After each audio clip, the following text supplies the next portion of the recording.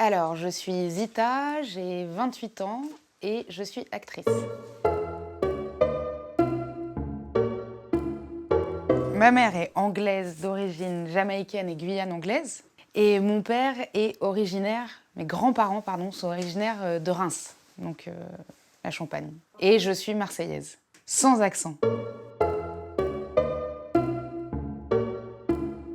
Je le vois vraiment comme une chance et comme quelque chose qui a accéléré aussi ma carrière, qui m'a ouvert plein de portes. Donc je suis très, très heureuse de l'avoir eu. Je me sens pas différente. J'ai toujours les mêmes amis, j'ai toujours mon entourage qui est le même depuis longtemps. Ce qui lui a changé, c'est l'accès au projet et les rencontres. J'en ai fait plus. J'ai plus le choix aussi dans les projets.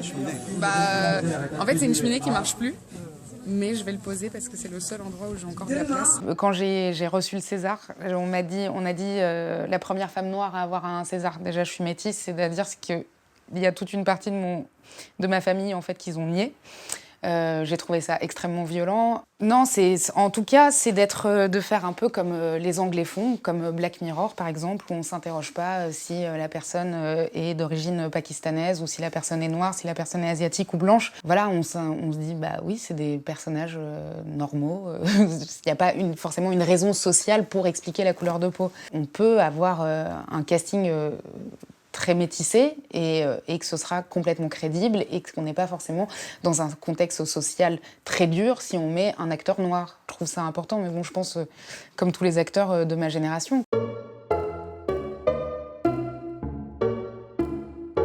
Toute première expérience. J'avais fait de la figure, mais en fait, on me voit pas. Je suis dedans, mais c'est vraiment genre, on voit un petit être marron jouer dans l'eau. Mais il y a de l'eau devant moi, donc on me voit pas. J'étais super déçue qu'on me voit pas. Sur une putain de plage que j'admire le paysage, laissant de loin le mauvais côté du bitume, un mirage. J'avais adoré cette expérience. D'ailleurs, je voulais partir en tournée avec la clinique.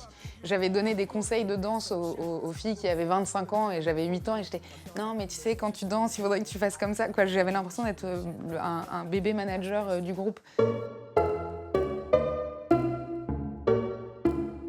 En 2008, je suis allée voir un spectacle qui s'appelle Les Éphémères, qui était mis en scène par Ariane Mouchkine. C'était un voyage scolaire avec ma classe de terminale. Il y avait l'actrice qui était en train de jouer une scène, une femme de 50 ans qui avait perdu sa mère et qui triait les papiers de sa mère.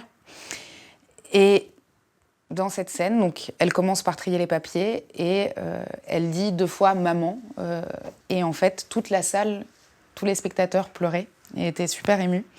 Et je me suis dit, en fait, c'est vraiment ça que j'ai envie de faire. Essayer de toucher les gens. Le métier d'acteur, c'est comme si on avait un pouvoir précieux entre les mains et c'est vraiment parti de cette chose-là. J'ai besoin que les choses soient très intenses pour me sentir investie et pour pouvoir raconter l'histoire. Et parce qu'en fait aussi, sinon je m'ennuie s'il n'y a pas cette intensité. Et quand je m'ennuie, je deviens... ça devient quelconque, ça m'intéresse plus et c'est pas pour ça que j'ai envie de faire ce métier. Par exemple, sur La Fête est finie, de ressentir des choses très fortes j'aime bien le côté très romanesque en fait des histoires. Je préfère aller très fort et quitte à aller trop fort, mais bon, c'est ce qui m'intéresse. Siem, c'est une fille donc, qui a 26 ans, qui est toxicomane, qui a perdu son bébé. Donc elle décide d'entrer en désintoxication. Moi, ce que j'aime chez elle, c'est qu'elle a une faille comme ça qui est très intense et qui est très intéressante à creuser.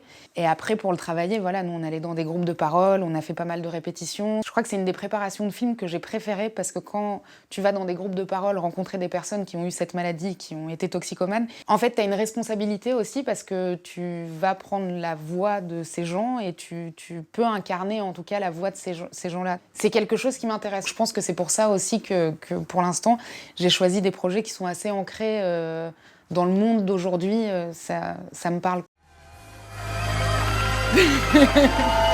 Merci beaucoup.